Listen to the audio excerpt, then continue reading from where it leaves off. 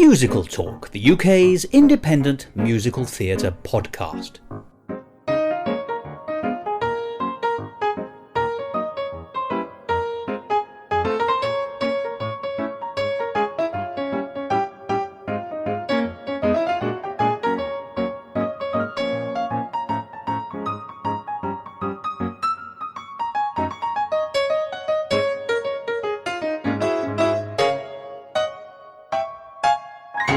Hello, and welcome to another edition of Musical Talk.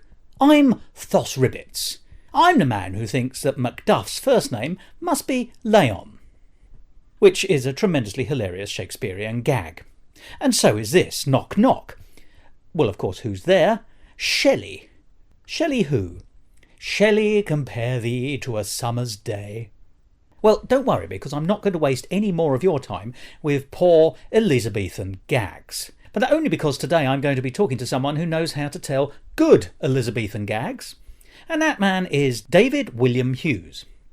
Now, David is a remarkable man, a scholar and a performer with a particular interest in Tudor and historic music. And last year he did something amazing at the Edinburgh Festival Fringe. He created a new one-man musical show featuring original Elizabethan music. And that show was called Elizabethan.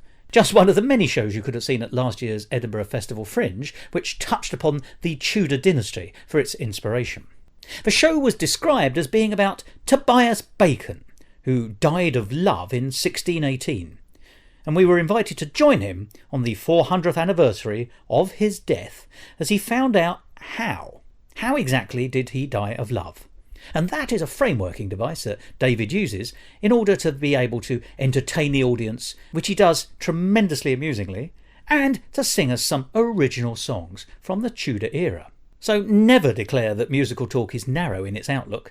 We're taking you back over 400 years today to talk about this musical. And more importantly, the conversation with David William Hughes. And what's particularly lovely is not only was it a wonderful show to see, it still is, because it's on again this year at the 2019 Edinburgh Festival Fringe. And so this episode of Musical Talk, if you like, kicks off our coverage of this summer's Edinburgh Festival Fringe, the biggest arts festival in the world. And in fact, David has two shows on at this year's festival. We'll be talking a little more about wit and mirth a little bit later in the programme. And then we'll be talking about an entirely different show, which you could have seen at last year's Fringe, called Mess. But before we get there, we're going to start with that conversation with David William Hughes about Elizabethan. And to whet your appetite, here's David singing one of the songs from that show. And I think he sings it wonderfully.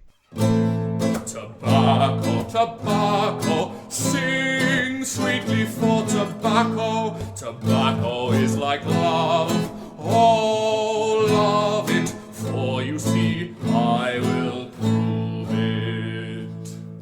Love maketh lean the fat man's tumour, so doth tobacco. Love still dries up the wanton humour, so doth tobacco. Love makes men sail from shore to shore, so doth tobacco. 'Tis fond love often makes men poor, so doth tobacco. Love makes men scorn all coward fears, so doth tobacco. Love often sets men by the ears, so doth tobacco. Tobacco, tobacco, sing sweetly for tobacco. Tobacco is like love, oh, love it, for you see, I have proved it. I'm David William Hughes, and my show is called Elizabethan.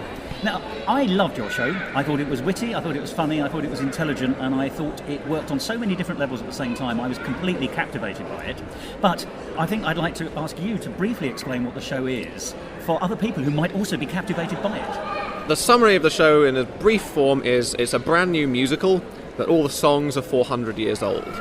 So it's all based on genuine 16th and 17th century lute songs most of which were Can I published. just say lute and not lewd? Lute. Some of them are Then lewd. lewd is also possible. Some of them are lewd, but they're all lute songs, which were all published in England between 1580 and 1620. And I've performed these songs many times before in concert settings, sort of serious music setting, but they're all, or most of them, are quite funny, witty, bawdy, stupid in some cases. And I thought what I wanted to do with this show is really bring that out and bring them into a funny context where people can feel free to laugh at them, because I think originally they were intended to be laughed at and enjoyed in a sort of drunken, slightly silly way, rather than kind of just in a like the stage. Fringe. Yeah, exactly. And so I've had this idea for a while of, if you like, a jukebox musical, to use an anachronistic exactly what term. it is, yes. A jukebox musical of Renaissance music. So that was sort of going around in my head. And I've also wanted for a while to do a solo show at the Fringe, because I've been in other people's shows and in group shows before, but I never quite had the right idea. And I think if you're coming to the Fringe, you better have a good idea. Indeed. Because otherwise you're lost. So I was at the Fringe last year and saw two shows which really inspired me, neither of which were actually musical. One was this show called Droll by a company called Owl Scream Theatre, who put on these skits and plays that were performed originally during the interregnum in England in the 17th century when theatre was banned. So they're these kind of very bawdy, messy, sort of bastard versions of Shakespeare and things like that. Is it Shakespeare as remembered rather than as actually is, isn't it? It's sort of, partly. it's all Shakespeare. It's kind of the greatest hits of Shakespeare. So for example, there's a Macbeth one, which is entirely the gravedigger scene from Macbeth, and there's a Midsummer Night's Dream one, which is just all about bottom, and there's no fairies or anything really about that. So it's kind of just jokey, just fun, very silly. And the other show was a fantastic one-man show by a man called Graham Dixon, which was called The Narcissist. Oh, right. Which was a sort of meta-theatrical exploration of character degeneration, and it was a fantastic show, and a really just interesting to see this one character sort of dissolve before your eyes. So It's like an onion peeling itself. yeah, and those sort of inspired me last year. So I went away and started researching songs, and some of the songs in the show I've been singing for many years, but I thought, okay, well, we need to delve. You can't just have all love songs in a show, right? So I went through tons of books in the library, tons of publications, played a lot, looked at recordings, and gradually this theme came out, which is dying of love, because this is a common theme in poetry at the time. And I thought, well, okay, then how do you die of love? How is that possible? So our main character, a guy called Tobias Bacon, he's died of love. 400 years later, he's back as a ghost to try and work out how. And I won't tell you how he managed to die of love, because that's the big surprise at the end of the show. But that's our frameworking device that allows the songs That's our in. frameworking but also device. a very successful frameworking device in its own right. It's not just a prop for the songs. It's actually engaging for the hour of the show. Yeah, and there's various ways in which you might die of love. So one common sort of metaphor of the time is that the little death is the orgasm. So is that dying of love? There's obviously actual death, and then we find out how he really died, and of course that's another matter. And then in terms of framing the show, he basically falls in love with three people, and that's, in my mind, kind of like a Goldilocks story. Yes. It's like the first person is too much one way, the second person is too much something else, the third person is just right, and then in a sort of Bluebeard's castle reveal, he just dies at the end. Yes. So it's a kind of... It's almost pathetic in the end, isn't it, in that sense? It's kind of... Yeah, I mean, what easier way to end a show than just kill the main character, right? So, but then I basically wanted... The other sort of final input to the show is... So I mainly sing classical music as a countertenor, so in an alto range, but I can also sing as a baritone. So then I can have these two distinct voice ranges, a male voice range and a sort of female voice range, and play those off against each other, and yeah. It's a one-man show, but it's not a one-character show by No, any means, that's is it? right. Yeah. So quite a lot of versatility on this. There are four other characters. Tobias's father makes a brief appearance, and he's played by the entire audience. And then there are Tobias's three lovers, which are sometimes played by members of the audience, and then I play myself, and sometimes they play me, and I play them. So you get a lot of back and forth, And again, it's sort of that Shakespearean bad disguise type of thing. It's all hats, really. It's basically hats and wigs, yeah. There's a line in the show which is, we know who the characters are by what headgear they're wearing. So that adds an element of surprise as well. I think, part of my background, apart from being a musician, is I've done a lot of improv, and so it's nice to have that sort of slightly unexpected element in the show as well. Well, funny enough, I think that comes across in spades, actually, because you seem very comfortable in front of an audience, and you seem very comfortable engaging with an audience, and even here in Edinburgh, where that's much more common than in other kinds of theatre, shall we say, or other venues, there still can be a reticence in an audience, so you do seem to have a way of getting people up. Yeah, that's been one of the challenges, actually, in Edinburgh, is I think maybe because the show's billed as a musical rather than a straight-up comedy show, people don't come expecting to shout stuff out. So I have to sort of warm up at the beginning to try and get people in the mood, and then I sort of try and draw people out. And sometimes that comes from, you can see a bit from the stage, if someone's giggling a lot, they're probably up for it. They're in. And by the end of the show, I can usually figure out during the show who the last person is going to be, because either the most embarrassed or the most silly. But sometimes you get gifted. Like one show recently, I was chatting to someone as part of the intro spiel, and they said they were an actor. So I was like, well, obviously we have to get this guy up. And sometimes the gods work in your favour. Yeah, and then one show, the first person volunteered very enthusiastically. It turned out they were French and didn't really understand English. So Brilliant. That added another sort of level of confusion to proceeding. A bit of meta fun, in fact. Let's talk about the music, though, because can I say, I love the piece all the way through. I think, as I said, it's clever and witty, and I want to talk about some of the references, some of the unusual and unexpected references that you insert here and there. But, funnily enough, there is a golden thread of sincerity throughout the piece, even though it's a comedy. And at the very end, when you're addressing the audience, once the show is completed, I'll tell you what comes across really profoundly is your genuine love and your genuine enthusiasm for the musical material that you're offering us. But it seems to be a sort of cry from the heart, but what you really want to do is open up this wonderful and unfortunately now sort of closed world of Elizabethan, Tudor, early Stuart music. So your passion comes through. Yeah, that's my... Renaissance music is kind of a huge passion of mine, and I do it a lot. I direct a Renaissance choir in Boston, and we mainly do serious music with some sort of silly stuff as well. And I sing a lot of that stuff, and I love it, and I think it's beautiful and amusing and heart-rending, but it's a different musical world from the sort of standard world that we are used to listening to on a day-to-day basis. Oh, indeed. So I think a lot of people, and I teach music as well, and this is for my students as well, it's difficult to access that music because it's making use of a musical and textual frame of reference that's no longer in use.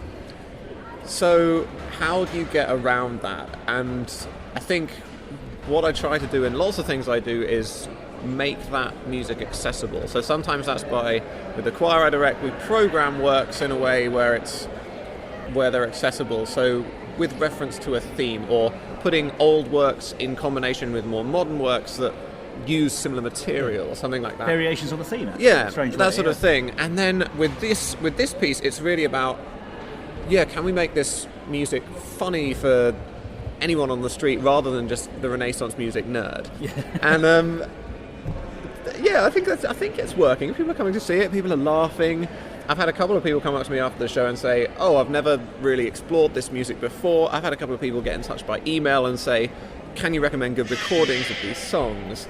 And that's been really cool. So it is working. In that sense, and I think the story of the show doesn't really have much seriousness in it. But if there is a serious point, it's that I want to make this music accessible. I want to bring it to a larger audience and just bring it out of retirement. Well, people are performing this, and there's some fantastic performers. If you ever get a chance to listen to the Yestin Davies recordings of these songs, he just fairly recently did an album and a tour, and he's just a beautiful singer, and he does bring out the humour fantastically.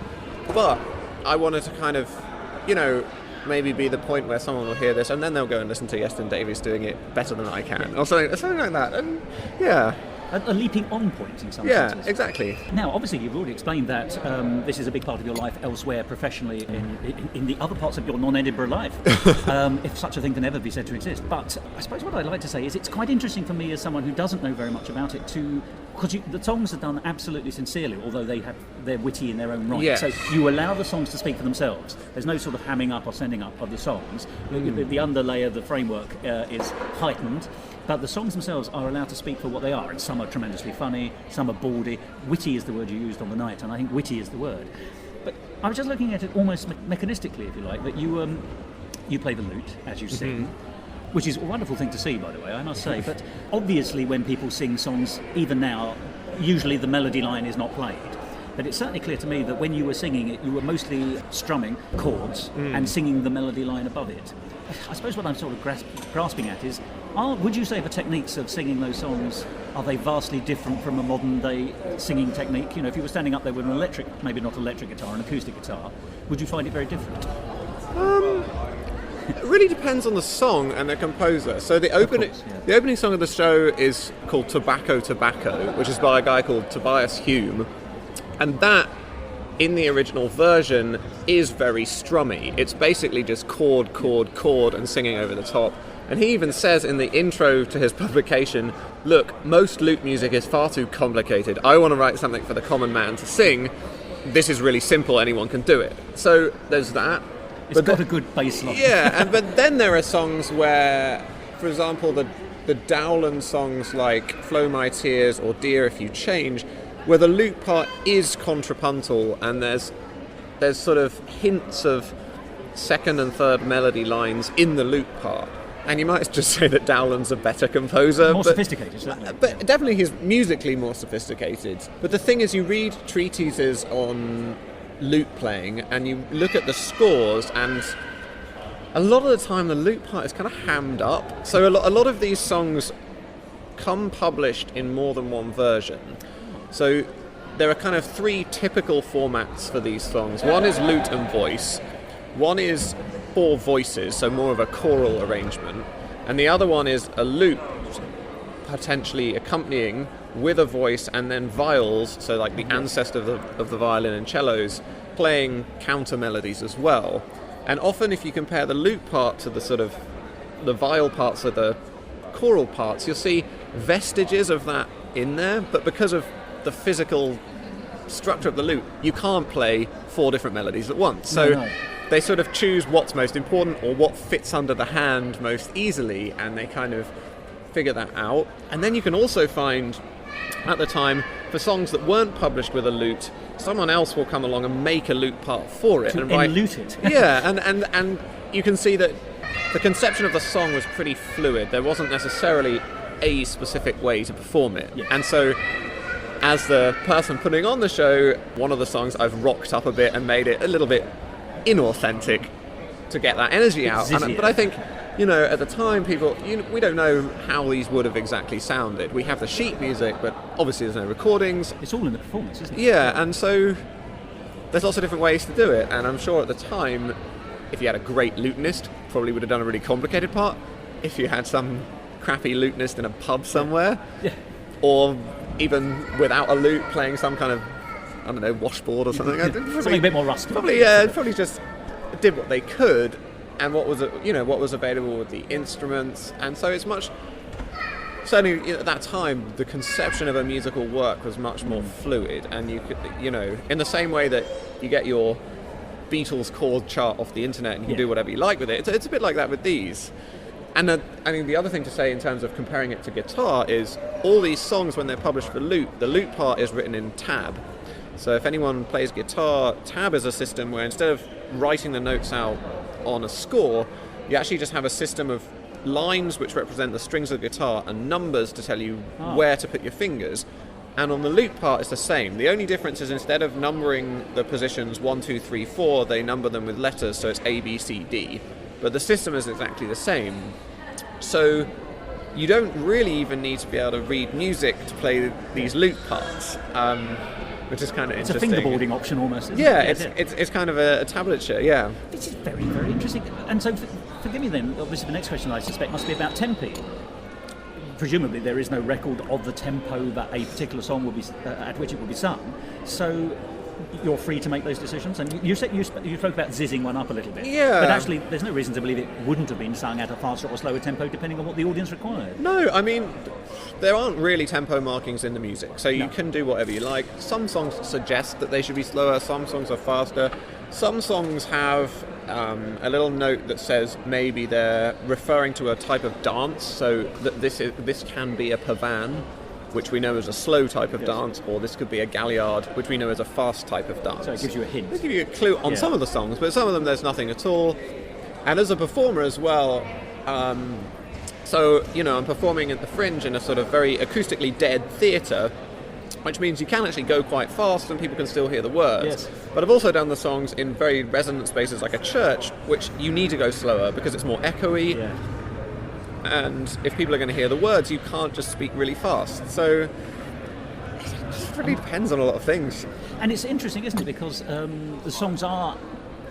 I love lyrics. I'm more of a words person than a music person because I understand words better than I understand music. So I'm an amateur, but love it musically. But the song is entirely...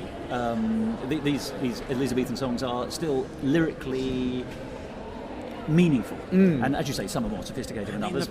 The poetry is just fantastic. I mean, it's quite hard to get the full depth of the poetry on one listening. Yes. And so one of the things that I'm trying to do in the show is to provide enough context that people know what the song is about, even if they don't grasp every word. You sort of embedded it, haven't you? Yeah. Yes.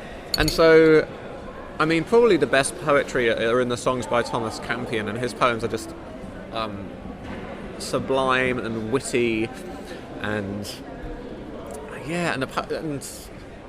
it's just this kind of, I don't know, it's the time of Shakespeare, and it's the time of all these other great poets like Johnson or Marlowe or something like that, and it's a great period of literature. It's a kind of outpouring, and it's almost the furthest back you can go in English literature and song and still be able to fully understand it. I've done a few songs apart from Summer Is a Coming In. Summer Is a Coming In, and there's a few songs from the generation before, kind of Henry VIII sort of time, and you understand half the words, and then half of them are sort of a bit obscure and lost. So it's kind of a nice point text-wise. Well, funny enough, it is, isn't it? I mean, that outpouring is quite the right word of literature. Also, sort of solidifies meaning, and meaning is never solidified, but it, in some way, the written word is then handed down more than the oral tradition, I suppose, is the best way of putting it, and therefore the words retain their meaning. Yeah. Accessibility is retained, I suppose, is what I'm lurching towards in that clumsy sentence. A lot of these composers sort of fall out of fashion pretty soon after they die. You've then got the great upheaval of the Civil War and repression. And repression culture. And then the Restoration rolls around and people are interested in new things. And some composers like Henry Purcell take up some of the tradition from before and reuse it going forward, but some composers are just forgotten about. Some people like Thomas Campion, he wrote a textbook of how to write music, and for a couple of hundred years he was mainly known as an author of this textbook rather than a composer. Yeah. And then really, I suppose in the sort of late 19th century, people started getting reacquainted with this music because they were looking for some kind of national tradition. A historic golden age. Yeah, and then in the early 20th century it really takes off. There's a guy called Edmund Fellows who was a scholar who was the first person to create sort of comprehensive modern editions of a lot of this music. And then kind of in the 50s and 60s people really started performing it a lot. So two people that are important, Alfred Deller, a great singer, he sort of brings all this to life, and then Benjamin Britten, of course, reworked a lot of this music, made editions of it, popularised it, that kind famously of thing. Loved Purcell as well. Exactly. Course, So it's really kind of revived in the 20th century after being sort of lost for a couple of hundred years. That's rather wonderful in its way, and I love that you're part of that movement in your own. You're thrusting to get it back. I think I'm trying to go a little more pop culture with it, and who knows if that will be successful. But yeah, I'm trying to get it out there. I'll ask you one more question about the music for the time being, if I may, and that's from your own personal point of view. It's a fairly reductive question, but sometimes it can be instructive, which is, what is your sort of favourite song that you have selected? Because obviously, as you say, the genre, if you can call it that, the canon may be a better way of putting it, is enormous. You've had to distill it down to a number of songs for this show. Yeah, we've got 10 songs in the show. I think my favourite is a song called Lady If You So Spite Me, which is by John Dowland, and it's all about how can you, sort of classic lost love, how can you be so cruel to me, woman? Very pathetic in a way, but musically it's probably one of the most interesting songs because it doesn't repeat any sections. It was one of the last pieces that Dowland wrote, and it was actually published by his brother after his death. And it reminds me a lot of Monteverdi. It's got sort of repetitions of lines, very free-flowing, real sense of tension and release in the melody and harmony, and it's just a bit more complicated than the others. If I had to choose a favourite, I'd go for that one. And of course he has that, all the songs actually have recognisable modern themes. I mean, if you just look at pop music, as you say, the very song we're talking about is, Woman, What Have You Done To Me? It's a trope we've seen for 50, 60 years in pop. I mean... And historically further that? Yes. I mean, you go back as far as any sort of surviving poetry, and people are always moaning about how somebody doesn't like them. This is a kind of perennial theme. But there was also this sort of fashion in the Elizabethan times of being sad, and to a certain extent, I think... Died of melancholy. Being almost like a sort of the emo movement. It's kind of like... it was cool to be unhappy. It wasn't cool to be, boisterous and merry all the time. And it was kind of seen as refined to be tragic. So, there's been a lot written about, was this a reflection of so-and-so's personal life? And maybe it was, maybe it wasn't. But it was certainly a la mode to be upset. Now, we've been talking very... interestingly, actually, if I may say, about the music and the songs you've selected, but actually your show is absolutely jam-packed with pop and less popular cultural references. Yeah. I mean, just to pick two, there's a reference to Rousseau, the artist. People will probably remember The Tiger in the Jungle in the Rain is the most famous of his pictures.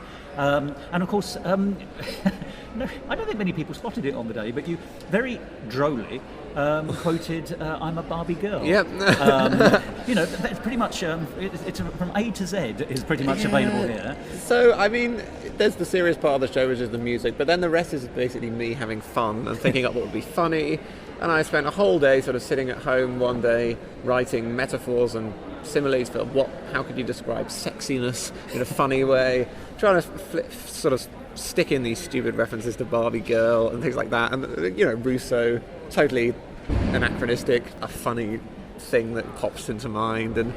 But there's a lot of wordplay as well, because, forgive me, you make great play about comparing attractive women to trees. Yes. And of course, then, you pay off with willowy. Yeah. And I don't think everyone always makes the connection, but it seemed... It just kind of, I mean, it's sort of, comedically, I mean, Blackadder is a great influence, and you've got, that's the classic Elizabethan sitcom, obviously. And then just that, that idea of, in Shakespeare and so forth, you have all these metaphors for everything. Everything is described with metaphor or simile, and to just sort of have fun with that by comparing stuff to stuff that's totally irrelevant, or... Yeah, that's a great way to have fun comedically, and it's just kind of enjoyable. But the show is therefore organic, isn't it? Because as you're enjoying yourself, you're thinking of new references and perhaps letting other references go if they don't hit the spot. So how has the show changed, even just in the Edinburgh run? The Edinburgh run. So the first couple... We're a couple of weeks in as we record. Yeah, we're 2 weeks in. I changed it a lot after the first two performances. I performed it in the States, and I did a preview in London, which went really well.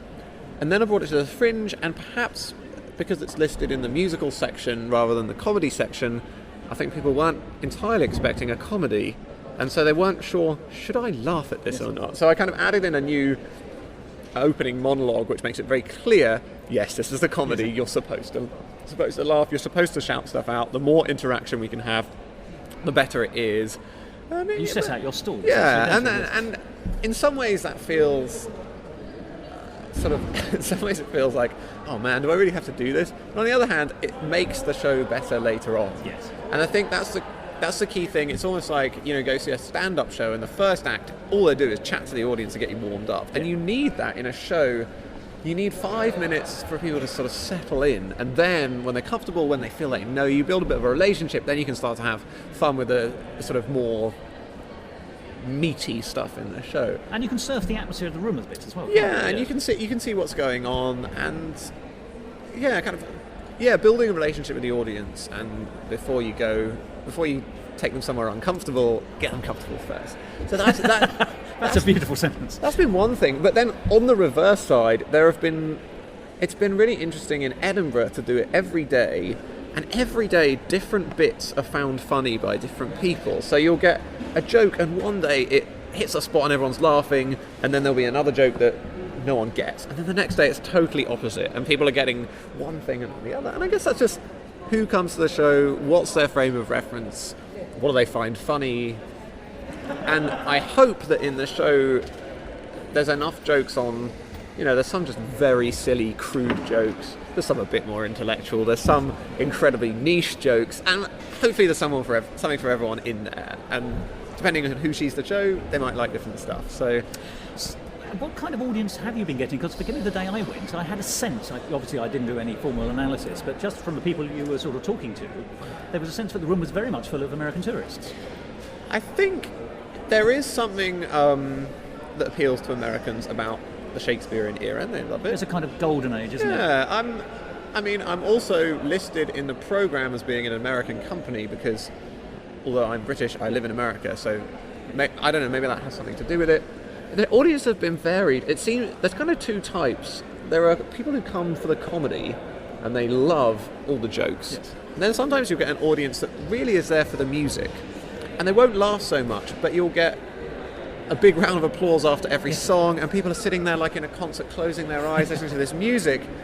And I guess, fair enough, It's a sensory delight for them. Yeah, and it's great. I mean, as long as people are enjoying the show, I don't really mind how they do it. Yeah. But isn't that interesting? Because it is a curious hybrid in the sense of that it is a very funny show, from first to last, with these moments of sincere, let the music speak for itself, and it does, and that's wonderful in its own way. But that's not a combination people often get. I mean, of course, there's, as you say, there's the put your hand into the lucky dip of references which are going to come flying your way, and see which ones you respond to, as an audience. That's one of the things I liked about it. I think it is a show unlike any other show, and that is very much a good thing. Yeah, I think. One thing I like about the show is its uniqueness. You come to the Fringe and it's mad. It's the biggest arts festival in the world. 5,000 or something performances a day. What's going to make you stand out? And that's why I think you need to have a good idea if you're coming to the Fringe. Come to the Fringe, it's another man doing stand-up for an hour, who cares? And we've all seen the last 5 years far too often. It's a lovely show, but goodness, there's always 3 performances. It's a Jason Robert Brown musical, but some things come back year after year after year. I think there is a niche in Edinburgh for new musicals. There are a few, but often the musical section of the programme is, Sweeney Todd and stuff like that. And fair enough, lovely but we've seen it before. And I think that's been an advantage just in terms of being a bit more unique. On the other hand, do people find the show? I don't know. Marketing is just this whole other thing. I'm not an expert at it, but I'm doing it, and it's kind of pot luck. I've had days where I thought, it's really rainy today, no one's going to turn out. I haven't sold many pre-sales, and then it's a packed house. And then other days, very few people in. I think that's just potluck of Edinburgh, really. And it's true for everyone, isn't it? Yeah, and it's a hard thing as a performer to get over that and to realise the number of people in your show is not a judgment on its quality. Oh, goodness, no. And particularly in Edinburgh, where you are fighting for, there's lots of people here, but there's still only a limited number of people. And I think a lot of us are used to, when I do a show typically in Boston or something like that, I'll be preparing a concert for a few months and I'll do one performance, and then obviously a lot of people come because it's the one chance to see it, whereas in Edinburgh it's like you're doing it every day. You've got 3 weeks opportunity. Yeah, people are not necessarily all going to come at once, and so it's, as a performer, that's a really different discipline to be in, and in terms of you need to sort of pace yourself over the 3 weeks. It's a lot to do, but it's also really great because you get that opportunity to do it again and again and again. You really get to see what works. You get to, just the physical act of singing for an hour every day is, that's good for you. It is. Requires therapeutic. but it also trains you. If you can sing every day for an hour, doing one concert is really easy, right? Of course, yes. So it's a great thing, and also the other thing about coming here is just being inspired by other stuff, and that you never anywhere else get the opportunity to go out and see so many things. I love going to stuff at the international festival, yes. because for classical music that's just wonderful. Nothing to beat it, really. Yeah. Seeing some of the best comedy. In terms of comedy as well, there are other shows like mine in that they're weird and wacky, and you wouldn't see them at a comedy club on a Saturday night in most places, and it's a chance for people to do stuff that's experimental, and of course some of it fails, but some of it's great as well. But you've got to experiment, haven't you? I think Edinburgh's wonderful for that, in that you can actually do stuff that's weird, and there are people who will come and see it, and you can get feedback on it as well. You can get reviews are a case in point. You could normally a show that you do, you might get one review and it's either good or bad, and you're like, well, okay. But in Edinburgh, you might get 6 or 8 reviews over the month, and you get to see, okay, if you get one review and it's like 2 stars, you think, oh. If you get one review and you think 5 stars, you think, oh, great. But actually, if you get lots of reviews and it's like, oh, all of them around the 3, 4 or 4, 5 star area, okay, actually this means something. It's a collected opinion. So it's not just a snapshot. And I think the quality of reviewers in Edinburgh that I've had, in the main, have been pretty good. And certainly I had a couple of reviews early in the run which had some really useful points in it, which I've actually tried to put into the show. And so one review was saying, great show, but he seems to be too worried about the jokes and not enough on the music. And I was thinking, well, that's interesting, and I guess sometimes you're worried if people aren't laughing, but in a show with great music in it, actually what you need to do is just sing the music really well, and then who cares if people laugh, they'll enjoy the music. So that was a really helpful piece of feedback from a review. And in Edinburgh you get to put that into practice, because most of the time when you get reviews, you do a concert, get a review, and you're like, oh, well, I'm never going to do that again then. It's nothing more than a full stop on the end of that process, isn't it? Yeah, but as you say, here it's live, as it were. So. Yeah, and you can respond to it, you can change the show a little bit and stuff like that. Yeah, it's really good practice. Are there any cultural references? Because, forgive me, you're a man of intense intelligence and knowledge in your own right. No, it's very clear. I mean, it comes through. But are there any references you've had to dump just because they're so esoteric? Or not really dump, but there are some references that I have a sort of backup line to. So, for example, the Henri Rousseau joke, the joke is, oh, I was as naive as a painting by Henri Rousseau. And sometimes people laugh a lot at that, and then sometimes no one laughs. Yes. And so the backup line is to say afterwards, well, perhaps as naive as someone who thinks a reference to Henri Rousseau would be a good idea in a show. Which we got on the day I came. Yeah, and that's a great thing, because it's like, it's win-win, right? Either people get the joke and it's great, or they don't, and you've got another one to stick in. And having a lot of, as I worked on the show in America and also here, just building up a repertory of potential ad-libs for different moments is good. Possible responses, and because as it were. Yeah, you never know quite what the response is going to be, and then if you can put people at their ease, it's like, some people might think, oh, I don't really know who Henri Rousseau is, and then you can tell the second joke and they're like, oh, I wasn't supposed to know anyway. It puts people at their ease, I suppose. And so I don't know. I think also it's fine to have references that no one gets, because it doesn't really matter. Just stick it in there anyway. Someone might one day. Yeah. I was telling you earlier, I think, when we were getting the coffees, that there's one joke that only one person has ever got. and that person was a professor of 17th century English literature. So it's kind of pretty niche, but then again, who cares, you know? But it's fantastic that it has been clocked. It's been clocked once, so who knows, maybe it will be again. And yeah, and hopefully there's enough richness there that people can find stuff in the show. So, David, do you have a website? How can people find out more? Yeah. Because obviously you're not based in Britain. I'm not based in Britain. But this is sort of... this is part of your wider interest in this music and deliverance and performance of that music. So people might be interested on both sides. Absolutely. The best way to find out more is to go to my website, which is davidwilliamhughes.org. Not .com. That's been taken. Oh, has it? But there's no actual website at that address, rather annoyingly. So davidwilliamhughes.org, and on there's links to recordings I've made, links to the choir I conduct, other projects I've been involved in. There's links to social media and my email address if you want to get in touch on there as well. So that's really the one-stop shop for everything. Yeah. And finally, is there any future for Elizabethan? It's a fantastic show. Or will you put it in a box perhaps to bring out another time? I think after this run, I want to take a break from it. And I think I've learned a lot from doing this show that I perhaps want to put into another project. But there's definitely other places I want to perform. One thing I want to do is, in Boston, there's a big early music festival, which also has its own Fringe. Oh, does it? How fantastic. So they have kind of all these big performances of Baroque operas and stuff, and then there's all these little performances at the side. So that will be happening next June. It's every 2 years, the festival. So I want to try and perform there.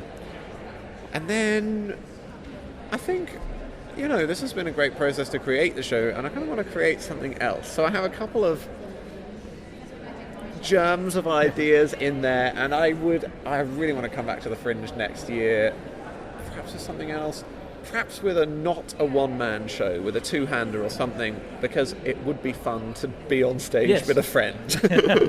So yeah.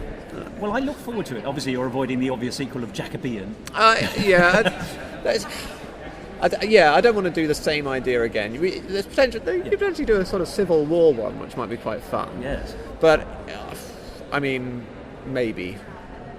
We'll see. We'll see. I've got some ideas up my sleeve, so we'll see what happens. David, it's been a real pleasure talking to you. It was Likewise. a real delight to see your show. Thank you. Thank you so much for a wonderful conversation. Thank you for having me. It's been great to talk. Come again, sweet love doth now invite thy graces that refrain to do me due delight, to see, to hear, to touch, to kiss, to die with thee again in sweetest sympathy. Come again, that I may cease to mourn through thy unkind disdain, for now left and forlorn. I sit, I sigh, I weep, I faint, I die in deadly pain, and endless misery. Gentle love, draw forth thy wounding dart. Thou canst not pierce my heart, for I that do approve. By sighs and tears more hot than thy shafts did tempt while you for triumph laughed. My sighs and tears more hot than my shafts did tempt while you for triumph laughed. Musical talk. Well, there we are, another song sung by David William Hughes from his musical Elizabethan. And I can tell you, you've probably never seen anything quite like it. But you can at least go and see it, because it's on again, as I said earlier, at the 2019 Edinburgh Festival Fringe, along with his other show, Wit and Mirth. In fact, I joked with him in that conversation about not doing a sequel show called Jacobean, but he's actually doing something a little bit cleverer. The show is based on a genuine book of comic songs published in 1698, which is the reign of William III, as I'm sure you're aware. Well, in 1698, Thomas Durfee published the smash hit book of comic songs, Wit and Mirth, from which this show gets its title. And in the show in Edinburgh this year, you can hear David singing some of the songs from that book, as well as a few songs of his own, and some songs of yours, which he'll make up for you on the spot in the audience. It sounds very exciting, and I'm certainly going to see it. You might say it's based on the original Durfee songbook. So, where can you see these shows? Well, David is on every day between the 2nd and the 23rd of August with both of his shows, with the exception of the 11th and the 18th of that month, because everybody needs a day off occasionally. If you want to go and see Elizabethan in its 2019 edition, you can do so. It's on at 5 minutes past 6 in the evening for 50 minutes at the venue known as The Space at Surgeons Hall. And if you want to go and see Wit and Mirth, you can do so. That's on at the Laughing Horse at Bar 50, which is located at 50 Blackfriars Street, and that's on at 10:15 p.m.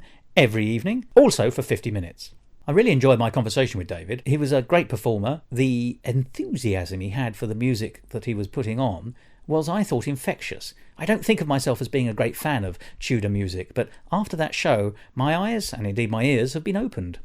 And his show, Wit and Mirth, sounds exactly the kind of thing to give me a hint as to what the traditional Stuart subject waiting for the reign of Queen Anne to start might have been chuckling at over their evening beer. So, if you do get the chance, go along and see either or both of those shows. Now, we've had a show called Elizabethan, so moving on from Bess, we now move to Mess.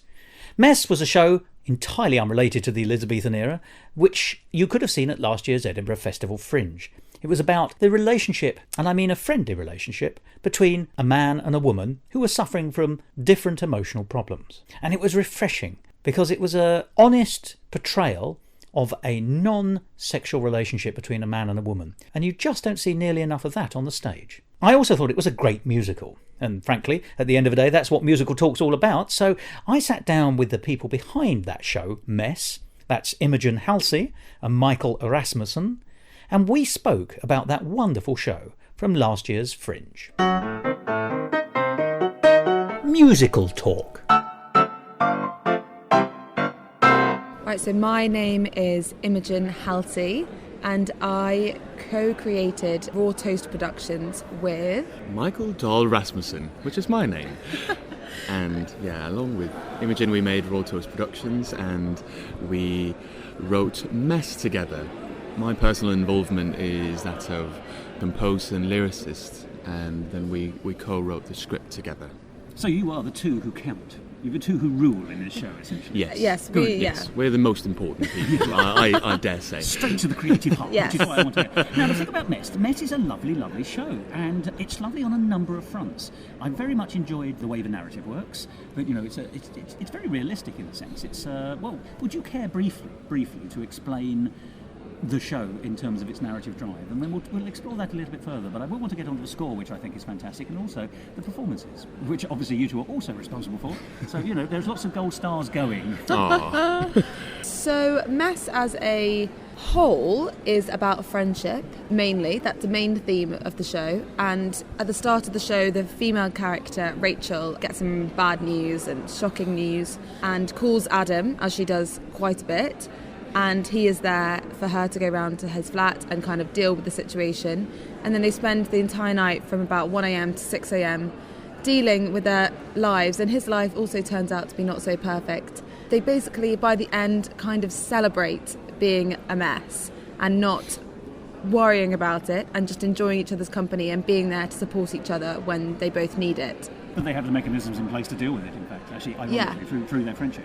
Yeah, That's and a beautiful, music. Indeed. Well, And music is very important to their friendship. So Rachel plays the cello and I'm sure other instruments, but this is the principal. This is the principal instrument, and Adam plays the bass, and he definitely plays other instruments as well. And they play music together in their living room.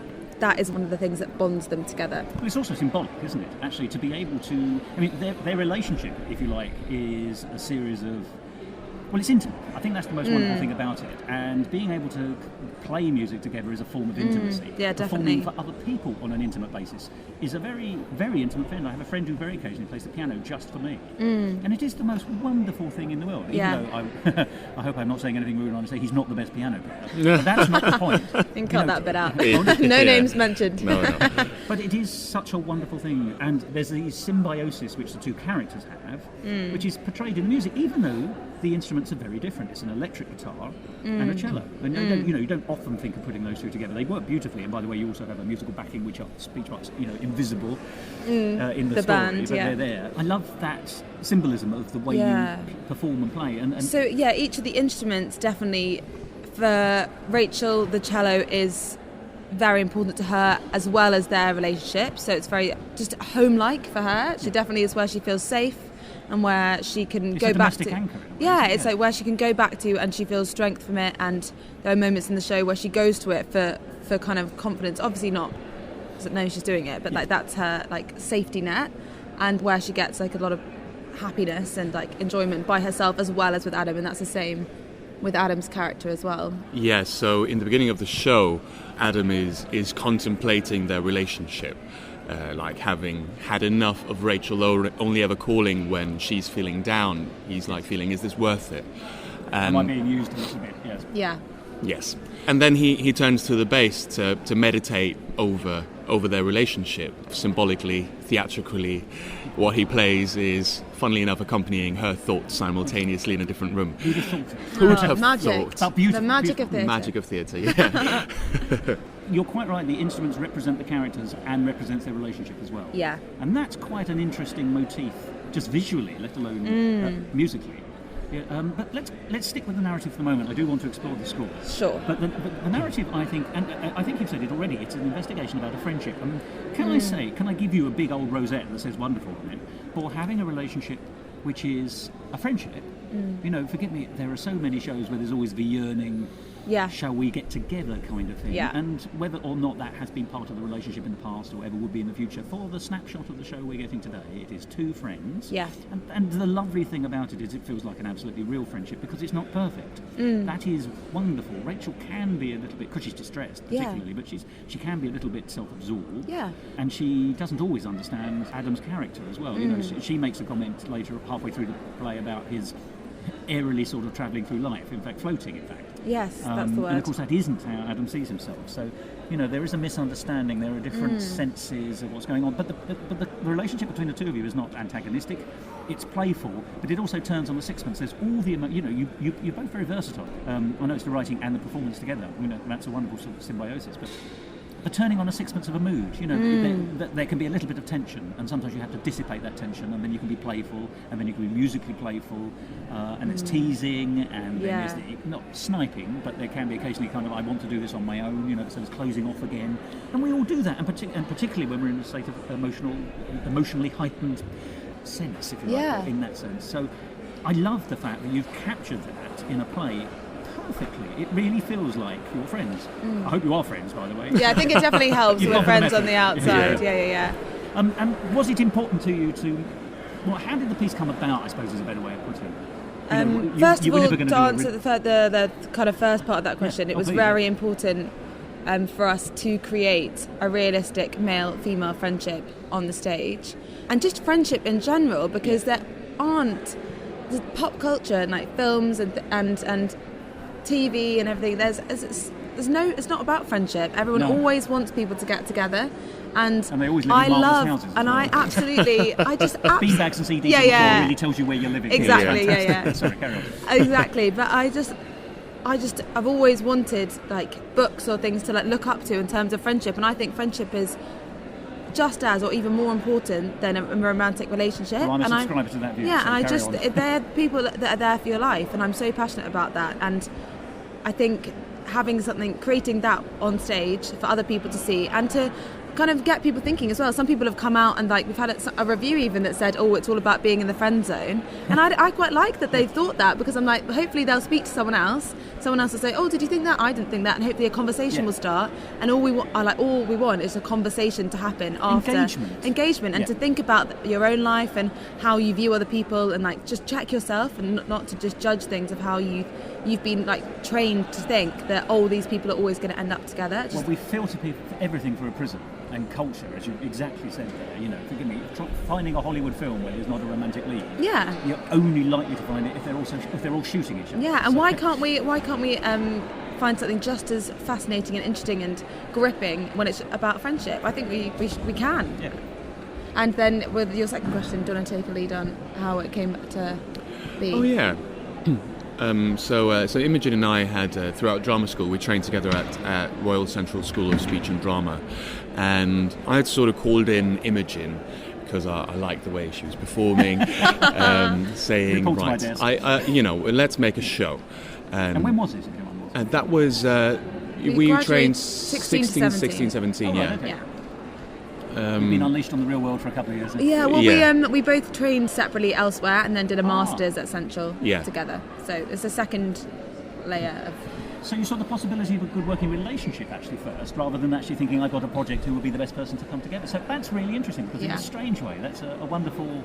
It's about relationships. Yeah. Yeah. It definitely was. We knew we wanted to create something together before we knew what it was. Definitely, and we had a few projects like that, ideas for different shows that we tried to develop, and we had like synopses and we had planned the songs and everything. Irons in the fire. And and most of them has now been gone to the bin because we're like, it doesn't really work. There's no action, or this is too personal, too much action, or it's too cerebral. Or well, you've got to find the level, haven't you? It's got to be engaging without being exclusive. Well, that's the thing. But I mean, Mess sort of came about in a roundabout way. I remember sitting in the tube, and I was thinking, it's bloody annoying. I just really want to put up a show. I mean, at this point, I was a bit frustrated. Like, it must be easy to just put something together. So it started out being like an idea for a concept. I got the idea Mess. I was looking at some of my unused compositions, and I was thinking, okay, I must be able to use it for something, some sort of devised piece that we can put up together in a couple of months. So I reached out to a few fellow actors and writers and musicians, including Imogen, obviously. And we started brainstorming a bit how we could put together this mess of different poems, of monologues, of songs, of spoken word. It could have been called Buffet and it'd been a very different show. It could have been called so many things, and then as a month passed, or 2 months passed, and then it turned out that other people were quite busy or had other things going on, and then Imogen and I ended up again being the two people committed to the project. And I remember Imogen called me one day and said, do you want to just do it us two? Let's just do it us, you and me. But that's a stroke of genius in a way, isn't it? It was the right decision. Yeah, it was. Definitely. And then we started improvising, and then we started, these characters came about. Really gradually. Yeah, very gradually. It was meant to be like a mess in both form and structure. And so we had an idea for some sort of chronological relationship, and then these various sketches or snapshots or like more or less symbolic scenes that would be interjected throughout. And then we just really liked the characters and thought, wait a minute, there's something worth exploring here. And it didn't work to like do all these sketches. Like those sketches, like we can definitely use for something else in a future, but they weren't right once we realised that we need to create essentially a play with songs. And that's how it was going to be. And then once we got onto that process, we had like 3 read-throughs, and after each one with other people, like with feedback, we completely... after the first one, we kind of sat down and did like a massive day on like character, and then went away and redid the script, and knowing what those characters were. And it made like such a difference. Then we've been tweaking it ever since. We got a dramaturg, Alice Kornitzer, involved for 2 weeks, who was incredible. Yeah. She kind of went through all of our versions of the script, which we had so many, and kind of pulled bits that were good that we'd like lost and kind of brought them back, and then helped us. And then we got strand weaver. Yeah, and then we got our director involved, who actually originally wanted to be involved as a writer, but he was too busy. He's called Ben Victor, and he did our course at Central a couple years before us. we got him involved as the director, and it was best decision. He was incredible. He is amazing, and I don't know what we do without him. He's now we're at the Fringe. He honestly is our stage manager. He does the sound, like he just does everything. Like it's ridiculous. Everyone needs a general factotum, don't they? Oh, He's probably amazing. the Adam of our production, Or a show I star. think. But what I like that parallel, by the way. I do like the sense that you've described an organic movement to get to the final version. Yeah. And that sense of organic development and movement and naturalism. I think is also in the show. for the Fringe, like I came to the Fringe in 2014 for the month with a show called Americana, and then I came the year after just to watch Friends, and then while I was at drama school, I'm going to the Fringe next year. Like, I'm doing that. I need to either audition or I'm gonna make something. And once we had the idea for the show, we literally hadn't written the script. No. I was like, so I'm gonna book us a venue. And once we booked the venue, we knew we had a deadline. And honestly, getting a deadline is the best thing to do because you just have to do it. Yeah, you're not the first person to say that to me this year. That's very interesting. It's amazing. But you then obviously have It to. makes You're it real, doesn't it? Yeah, you're also limited to like venue, but then obviously as a first time company and show, it's Green Tide's been great for that because it's You're not going to be in the Assembly Hall first. Oh, which absolutely is the equivalent not. of the Palladium. So. Absolutely not. Yeah, you've got to be realistic. Now, as I say, the narrative works beautifully. There is this sense of naturalism. But of course, naturalism is not easy to maintain in some senses when you have songs, and as you say, it's a play with songs. But that is maintained. As we say, the characters themselves play instruments, but there is a small three-piece band who supports. So let's move a little on to the score. Sure. And it's interesting to me, you said something a minute ago about that you had some songs already in mind or in place, and you were looking in some way to connect them, possibly through a review or some kind of thematic thing. Was that still the approach you took when where are we, if there's a parallel race going on between writing a narrative and having the songs, did you keep everything in parallel, or did the narrative have to reflect the songs which were written, or then did you tweak the songs to match the narrative as it developed? Because it's a beautiful score. Well, thank you first of all. So I've written music for years now for various contexts, like for some amateur musicals back at University of Copenhagen, and I had a band back in Copenhagen as well, and we recorded an album which is on Spotify called VIRVAR. Should check it out. And that was because I moved to London to go to drama school. I had the music was recorded, but it wasn't being performed anyway. It wasn't being used for anything. The story of many people's lives. So so it's about 50-50, I think. We had some songs or like some moments in song form. Probably the one closest to my heart is that called The Bubble, which is in our show it's about Adam having like an existential awakening. Yes. Originally that song in Danish is inspired by my father having a similar experience a few years before he passed away. And I'm sorry, can I just tap you for a second there? Did you say the song was originally written in Danish? Yes. Very interesting. Yeah. So like the music that we had already was originally written in Danish, not for musical theatre, just standalone songs. And then they were translated into English and then rewritten again to fit the narrative. And it was about 50-50 old stuff and then new stuff written bespoke for this show. Yeah, some songs we wanted in and had to cut, and then wrote a new. The In My World is a completely original for this show. But using an idea that you'd already, like a musical idea that you had in the bank, Yeah, that's a normal. Can I just ask a very quick question? It's probably going to be a super simple answer, and I'm just being an idiot by asking. It's fine. There's this. Everyone knows that a good song in a musical will have to change from the way it's conceived originally, just because shows develop and move, and you think actually that does mostly what I need it to do, but I just need to change the end or some tweak or twiddle. I'm intrigued by the fact that one of the songs at least was written in another language. You said you translated it into English and then you tweaked and twiddled as you found it. But is there anything significant is there a significant step in writing a song in one language and then translating it in some form? And I used in the broadest sense of translation, not just for lyrics. Is there is there a cultural difference, I suppose, or is it a barrier, is it a hindrance, or is it absolutely negligible that the fact a song can be written in one language? Because I've never come across this before. I think it's wonderful.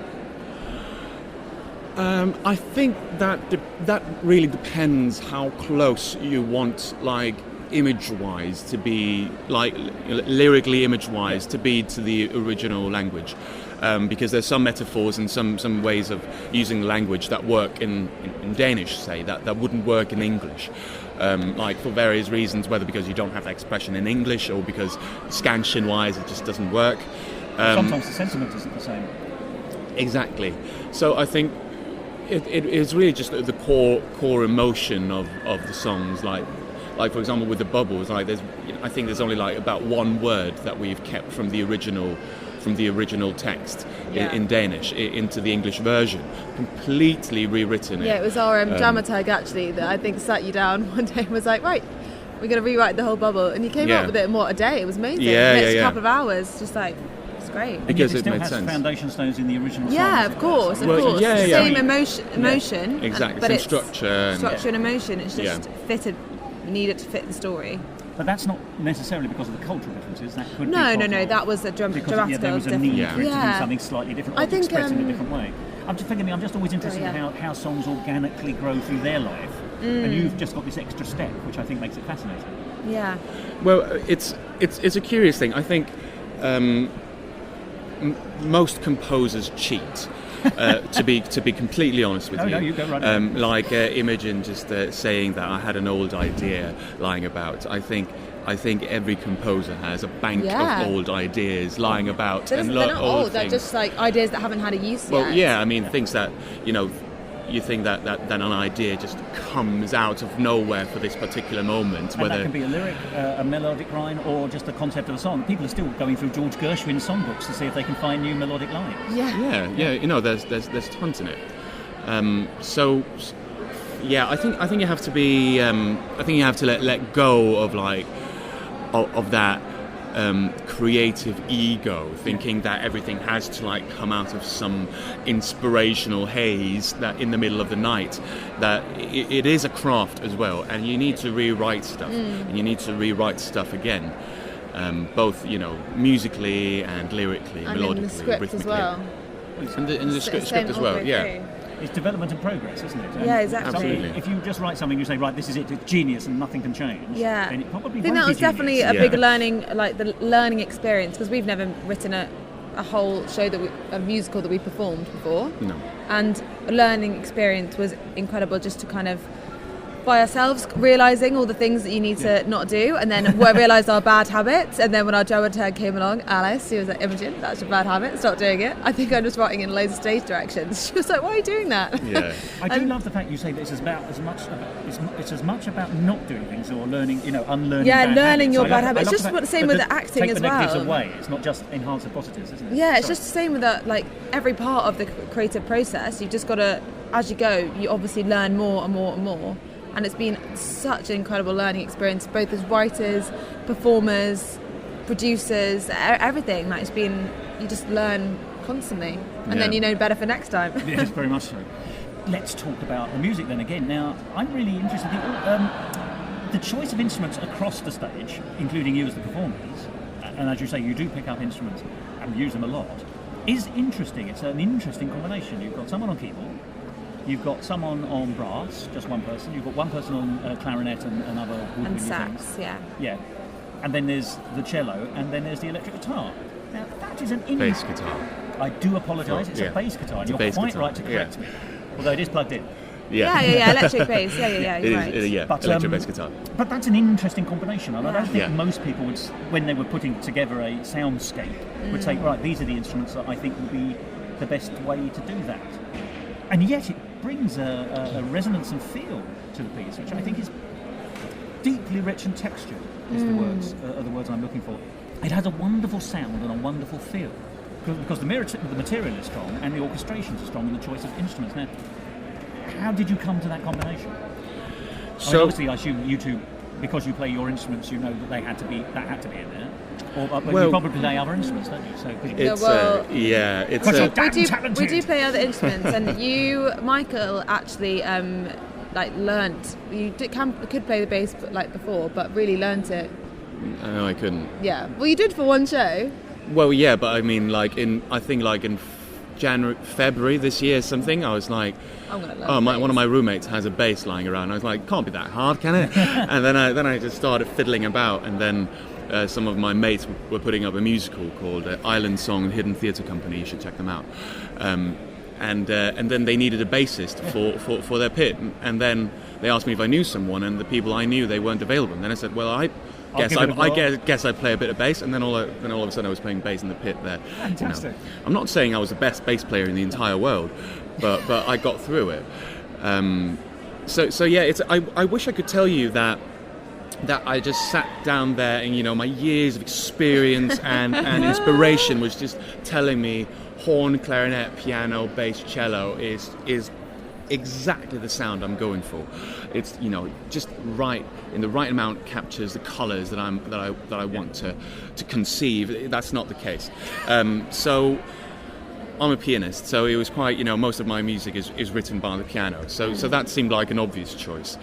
And then the horn came about because I was in a production of Sweeney Todd in November, December last year.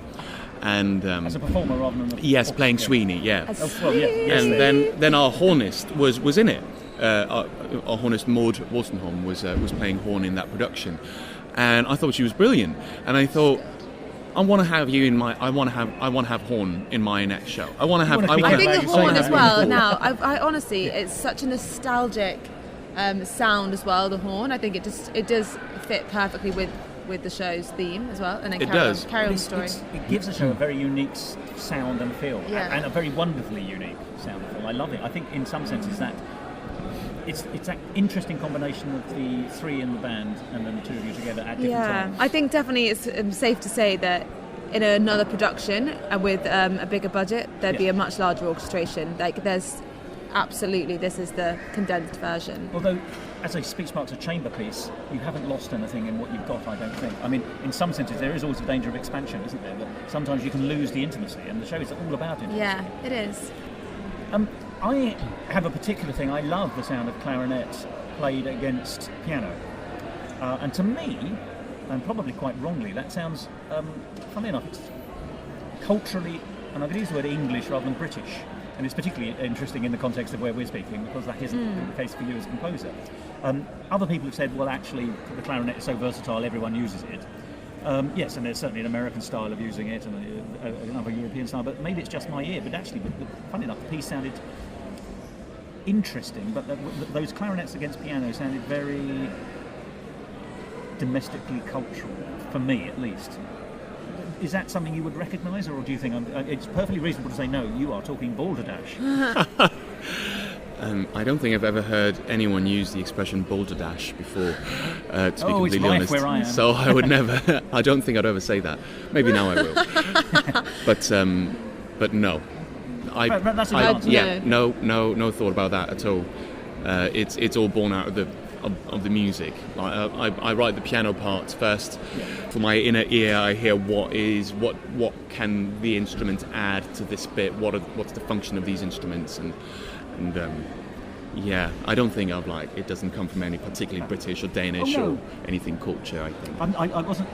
Not consciously. It feels to me that it plugs into it rather than comes from it, if that makes sense. But possibly, that's possibly possibly my ear rather than anyone else's. Possibly. I will say also, by the way, on the score, I love. And you can tell me I'm not using the right terms because I have no musical training in any way. I have an ear, or two ears in fairness. That's all I've got. But it seems to me that you move from major to minor quite a lot, and that's also is that fair, or is that the right term? There are some pieces which seem to go in a different direction to my ear to become sort of melancholic. What it seems to do, I suppose, is I'm very, very badly suggesting that actually that the ups and downs and the back and forth and the playfulness and then the sometimes standoffishness of the relationship being portrayed on the stage is in its way being echoed mirrored in the music. Now, I've probably not used the right term. I know what you mean. It kind of, I think maybe you mean that there's like lots of sections. It's not like in a normal format. No, not at all. So was that what you're getting at? Yeah. So it's not like structurally, like it just kind of flows into different stuff, and then you might go somewhere surprising. But also in my head, I'll give you the image I have in my head is somebody holding a saw, in a state of tension, so it's bent, and then the saw flicks up into the other direction, and that's what I sort of got from the music. Oh, Yeah. that's the most interesting. visual metaphor I can give you. Okay. Well, I mean that. Well, then you probably answered your own question there. But but I mean, major and minor. I don't really think.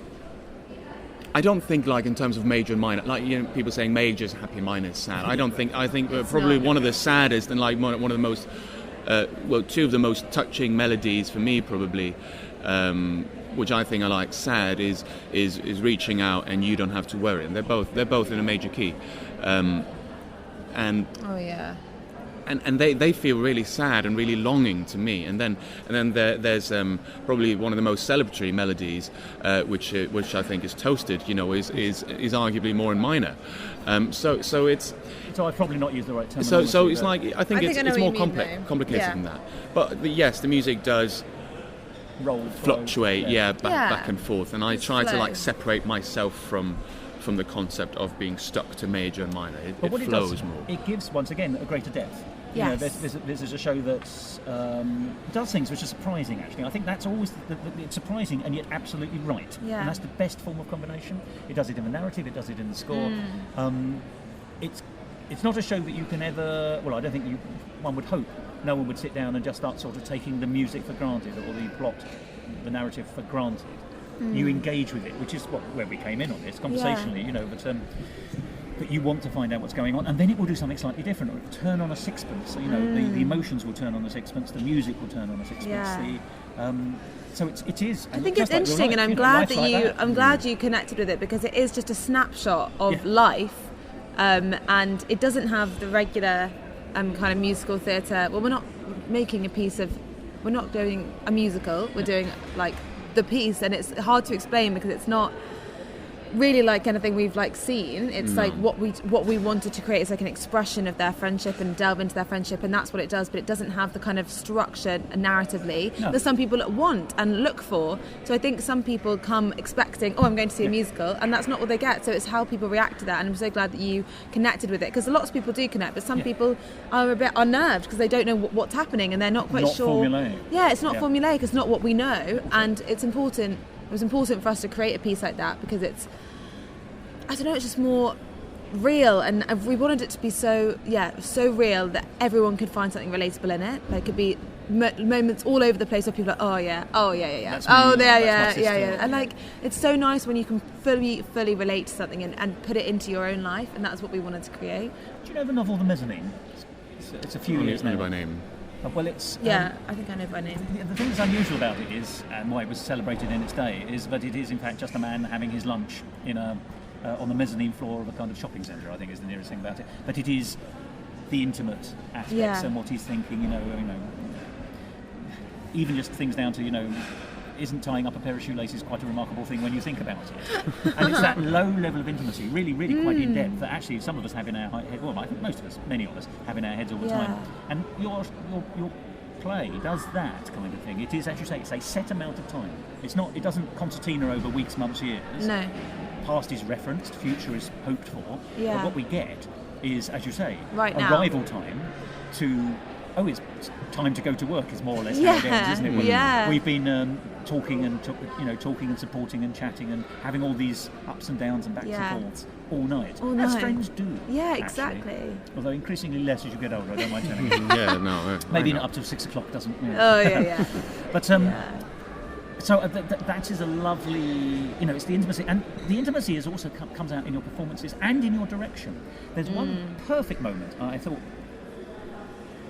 It's when I sort of, I think I properly switched on to what we were going to get, because it was fairly early on. There's a moment when, as Rachel, you've just phoned Adam to say, can I come over? And you've got that little moment of, go on then, kind of thing. I'll see you there, I'll see you here. But you can see there's a little bit of am I just being used, but of course I'm a good friend, I'm going to do it. Yeah. And you've been playing your guitar, and you turn off the app, and with the very next move you turn on your kettle.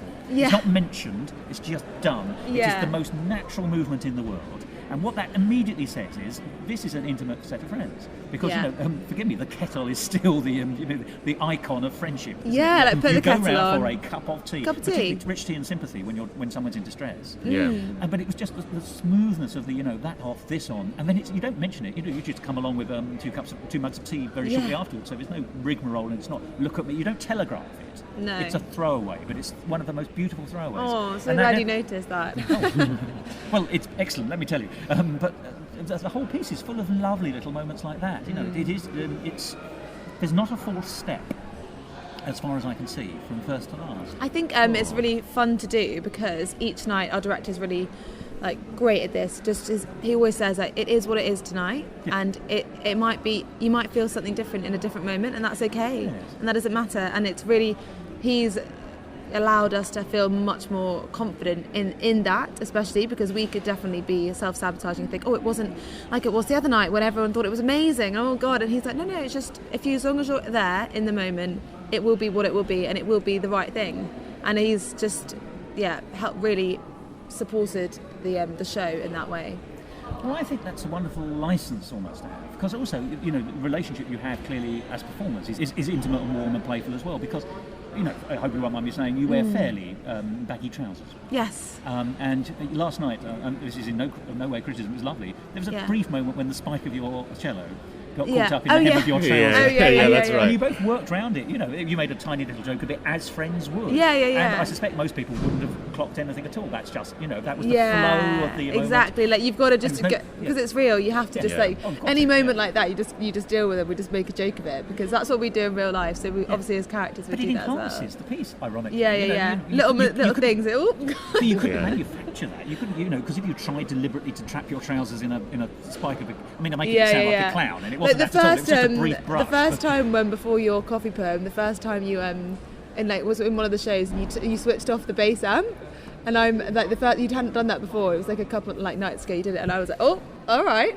There's little moments that it's really fun to just kind of be there in the moment and just do whatever. So how has the show changed just in performance? Because you've been here since the beginning, and I'm sad to say you're finishing very shortly. Today, last show. But have there been little, I'm going to say business because that's the stage term, but a business doesn't feel artificial, where in fact, are there things which you've done which you then, like turning off the amp as you just said, which you've kept in, or have the audience told you things? How it's been more born of our own, of the moments that have occurred organically. So the show came about largely through improvisation. The original, the most important moments came about through improvisation. Yeah. And I'm a confident improviser. I've done lots of improv theatre, and I think you have as well. In various contexts. So it's only natural. It feels wrong not to acknowledge the things that are happening. Yeah. Then if I feel like I can't justify that for myself. If something goes wrong, like in one of our previews, like the strap to my bass fell off, and then I had to sort of manage that. And then after the song, I said I'm going to murder that strap. And then the audience came out afterwards and said that was my favourite moment in the show. It was a bit annoying, but what about the writing? But real and organic and. You have to acknowledge those things. Yeah, especially in a real. It's supposed to be real. Yeah. They're real characters. They're real people. So why would you not just deal with it at the moment? Can I just say, by the way, it happens everywhere because I've seen a totally different show where a man had exactly the same problem on his lute.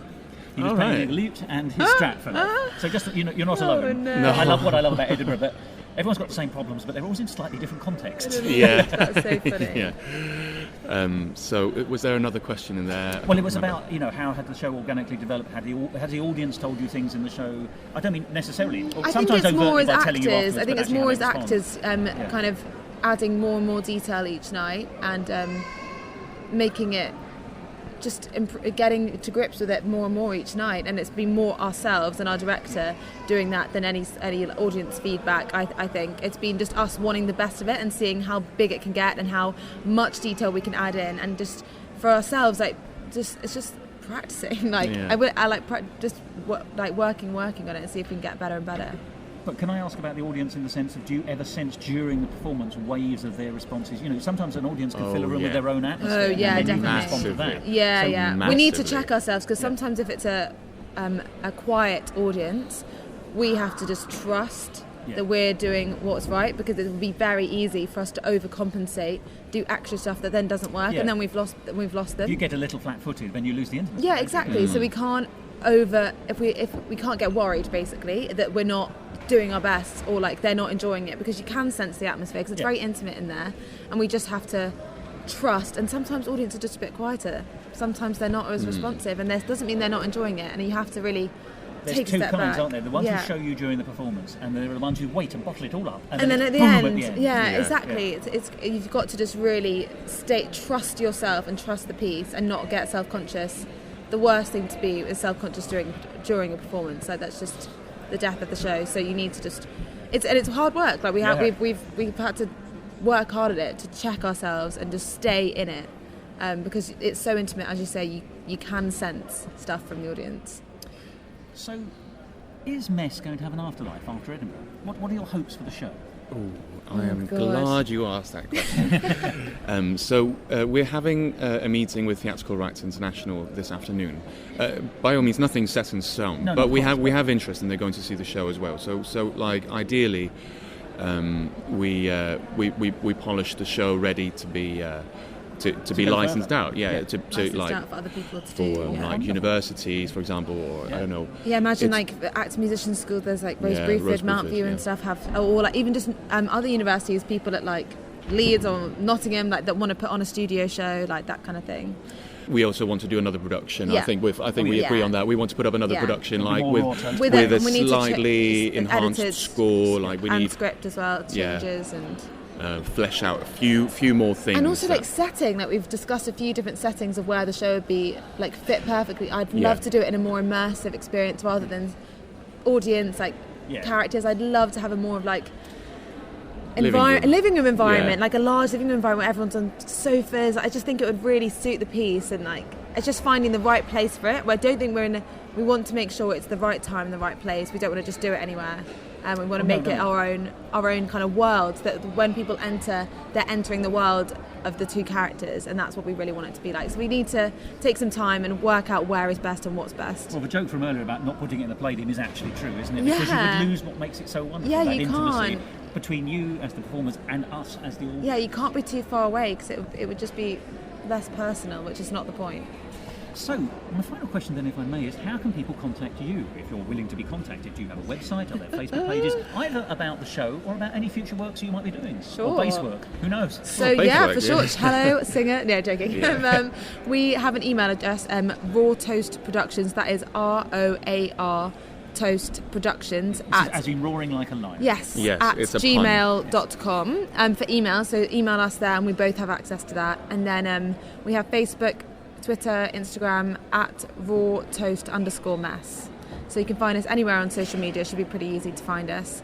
And that's how you can contact us. Yeah.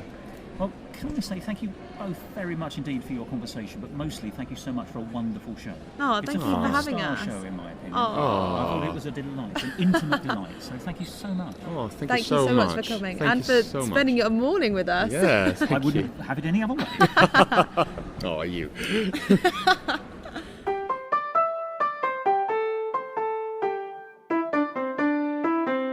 Musical talk.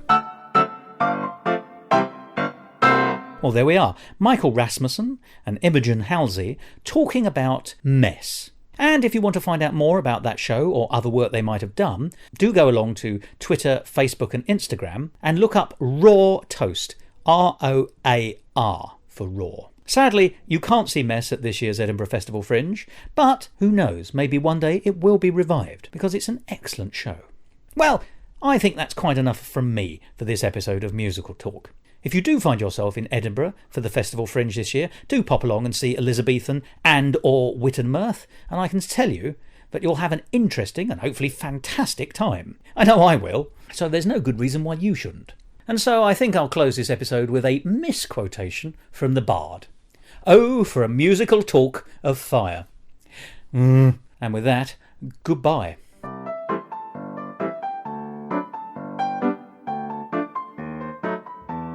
This episode of Musical Talk, edited and presented by Thos Ribbits. Copyright Musical Talk 2019, except for the songs where the copyright remains with David William Hughes. And my huge thanks to him for allowing me to play his performances in this programme.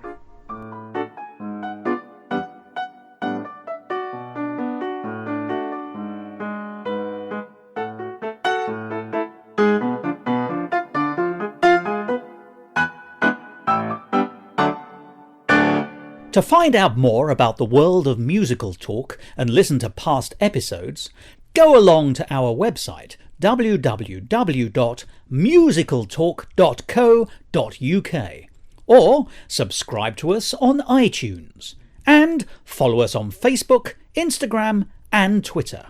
And if you want to follow me on Twitter, you can at Musical Talk Thos. I had a beer last night, so that wasn't too bad. I think you're entitled to that. Yeah. I am now recording. Could you just briefly, very quickly, give me a level, if you wouldn't mind? Yes, this is my normal voice That's sound. pretty good. I'm going to come in a bit like that, but Okay, I can lean forward a bit, Yeah. or I can. straight on's probably best. Okay, if you're happy with fantastic. that. And do feel free to slurp as I do. Okay, So- I will slurp as we go along. Now you're going to think me the rudest man in the world because I now need to run on. Okay, I've got another interview well, at about you know, 11 o'clock. Is it? I'm going to be. Well, I've got a couple of hours for the show, so I'm going to go and chill out a bit, I think. Well, I think you deserve it if you don't mind me saying.